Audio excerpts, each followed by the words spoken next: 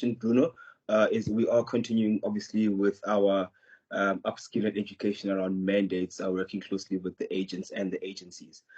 So the second question does deal once again with mandates. This one goes as follows: if owners sell a property in the last 3 months of a lease agreement, is the new owner obligated to continue the management with the agency whom placed the tenants?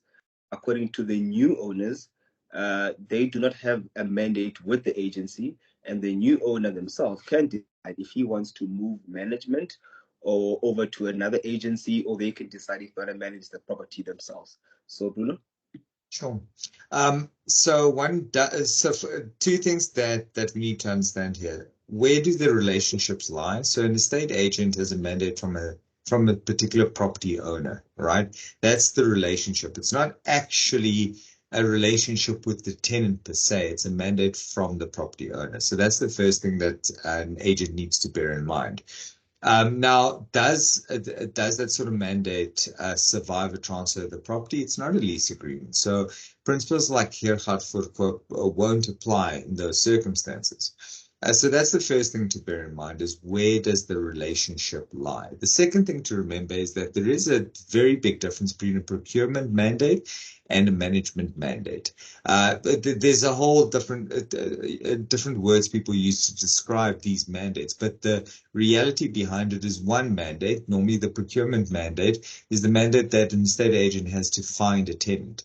Although it's not practice to charge, but only for that, especially if the agent continues to manage, the reality is a charge can be levied to find a suitable tenant for the property, even if the owner self-manages. And this is a practice that we now see is prevailing in areas like Cape Town, versus a management or leasing mandate where I could come to an agency right now today and hand over the management of a tenant that I procured myself and ask the leasing agent to please just manage because I'm going abroad and I can't self-manage, right? So bearing in mind those 2 points and the distinctions in the 2 points, if you're selling a property and you've got a management mandate with the owner of the property, one needs to look at the wording of that particular mandate. That it's not going to automatically pass through to the new owner. So what happens in the circumstances where there's a sale? What is the owner permitted to terminate the mandate? And does the mandate / agreement provide or govern the circumstances around termination? And this is why, and I feel very strongly about this, and so do many people in the industry, I'm sure Nick, and I know some of the educators in this industry, where we feel that these mandates are not properly drafted. Reason being that there needs to be a conversation around, hi, I found you a tenant, for example. I'm not going to charge you a procurement fee, even though I am entitled to, but I do need to tie you in for a certain period of time in order for it to be lucrative or profitable for me to actually have found you this tenant and not charged you for it. So please, let's sign a 12-month fixed management agreement. In those 12 months, you're not allowed to terminate. You're allowed to terminate after the 12-month period, but before then, it's not permissible.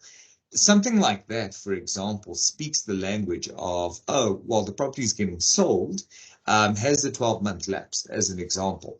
Because if it hasn't, then in theory, this is an early termination, and now you can start looking at the laws around fixed-term agreements and whether this accelerates the payment of the remaining commission, etc., etc. So the mandates have to be very clear on this. If this mandate simply says can be terminated on 30 days notice, which surprisingly enough is in fact the case, then the old landlord can terminate it. And if you go kicking and screaming saying, but I found you this tenant, you're not allowed to just terminate, well, you're going to need to back it up with an agreement. And if your agreement's silent on this topic, then you've basically abandoned the claim to charge a procurement fee in favor of a management fee. And unfortunately, now you need to live by that decision. 100%. Thank you once again, Bruno, for the mandate discussion. I will be creating a playlist under our channels, and then everybody can just go watch the grouped playlist